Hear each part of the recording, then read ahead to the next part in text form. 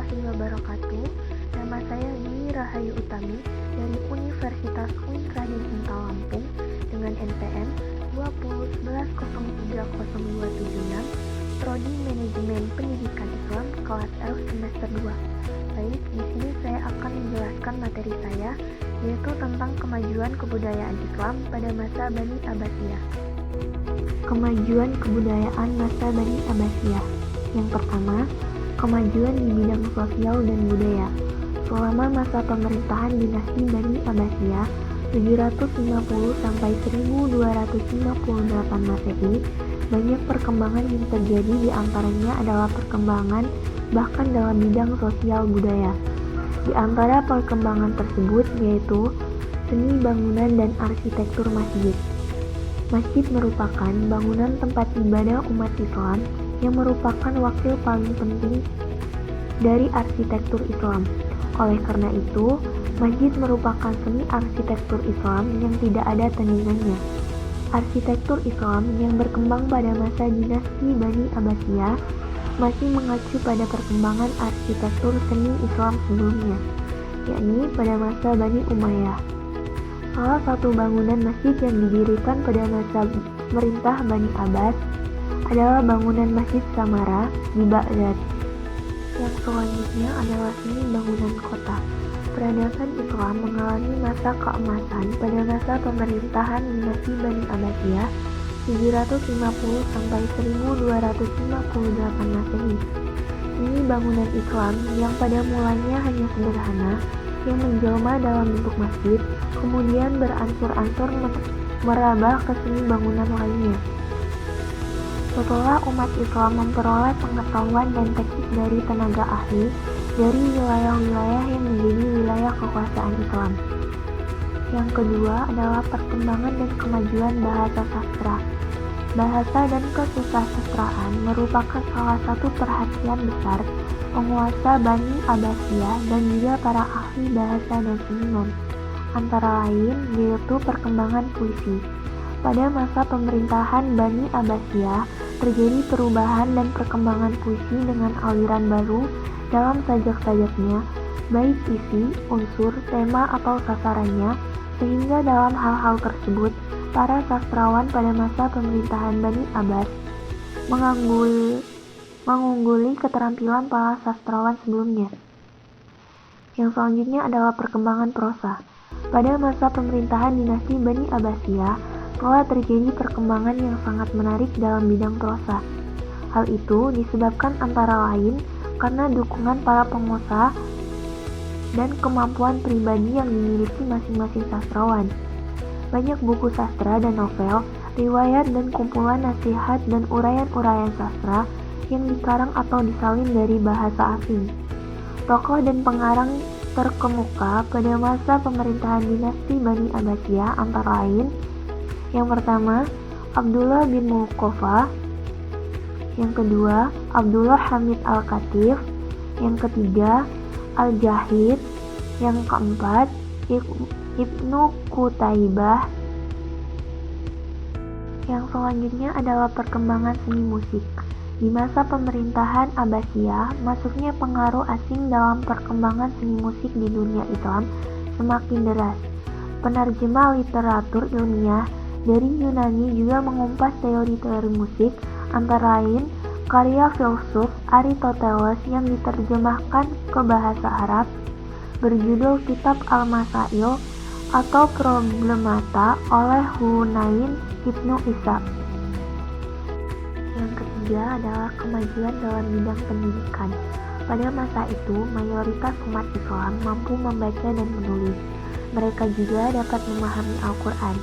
Pada masa ini, pendidikan tingkat dasar diselenggarakan di masjid-masjid, di mana Al-Quran merupakan bahan rujukan wajib. Terdapat juga kegiatan pendidikan dan pemeliharaan rumah penduduk dan tempat-tempat umum lainnya, misalnya maktab. Ada juga sejumlah lembaga sekolah masjid seperti zawiyah, hanqoh, dan lain-lain. Menurut keterangan yang ada, terdapat sekitar 30.000 masjid yang sebagian besar dipergunakan sebagai lembaga pendidikan dan meningkatkan tingkat dasar. Pendidikan pada masa pemerintahan Bani Abbas tidak hanya diikuti oleh anak-anak pada tingkat dasar saja, juga terdapat pendidikan tingkat menengah dan tingkat tinggi, seperti Baitul Hikmah dan Madrasah Nizamiyah yang tidak hanya ada di Baghdad, ada juga di Persia. Madrasah ini didirikan oleh Nizam al-Muluk, seorang nazir sultan Saljuk antara tahun 1065 sampai 1067 Masehi dan merupakan pusat lembaga pendidikan agama terbesar pada masa dinasti Abbasiyah. Kurikulum pendidikan pada tingkat dasar pelajaran membaca, menulis, tata bahasa, hadis, prinsip-prinsip dasar matematika, dan pelajaran syair. Sedangkan pendidikan tingkat menengah terdiri dari tafsir Al-Quran, sunnah Nabi, fikih dan usul fikih, kajian ilmu kalam atau teologi, ilmu mantik atau retorika, dan kesusastraan.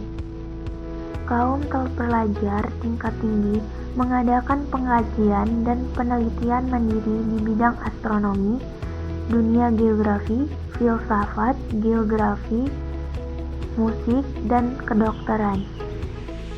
Yang keempat adalah kemajuan di bidang ilmu pengetahuan. Selepas Bani Umayyah lengser, kekuasaan kekhalifahan Islam berpindah ke dinasti Abbasiyah yang berlangsung pada 750 sampai 1258 Hijriah atau 1261 sampai 1517 Masehi. Selama masa kekhalifahan Abbasiyah ini, sejarah ilmu pengetahuan berkembang pesat. Kekhalifahan Abbasiyah dipelopori oleh Abu al-Abbas as-Saffah yang menuntut dinasti Umayyah pada 1261 Masehi. Abu al-Abbas as-Saffah juga didaulatkan sebagai khalifah pertama dinasti Abbasiyah. Perkembangan sistem politik dan ilmu pengetahuan maju pesat di masa dinasti Abbasiyah yang melanggengkan kekuasaan sampai 5 abad di kawasan Timur Tengah. Penamaan Abbasiyah dinisbatkan kepada Abbas bin Abdul Muthalib yang berasal dari Bani Hashim. Keturunan Bani Hashim mengklaim paling berhak memegang tampuk kekuasaan karena nenek moyang mereka adalah paman Nabi Muhammad SAW. Sejarah perkembangan ilmu pengetahuan Islam masa dinasti Abbasiyah. Selama masa kekhalifahan Abbasiyah, sejarah ilmu pengetahuan Islam berkembang pesat. Selepas Bani Umayyah lengser, kekuasaan kekhalifahan Islam berpindah ke dinasti Abbasiyah yang berlangsung pada 750 sampai 1258 Hijriah atau 1261 sampai 1517 Masehi. Pada masa kekhalifahan Abbasiyah ini, sejarah ilmu pengetahuan berkembang pesat. Kekhalifahan Abbasiyah dipelopori oleh Abu al-Abbas as-Saffah yang meruntuhkan dinasti Umayyah pada 1261 Masehi.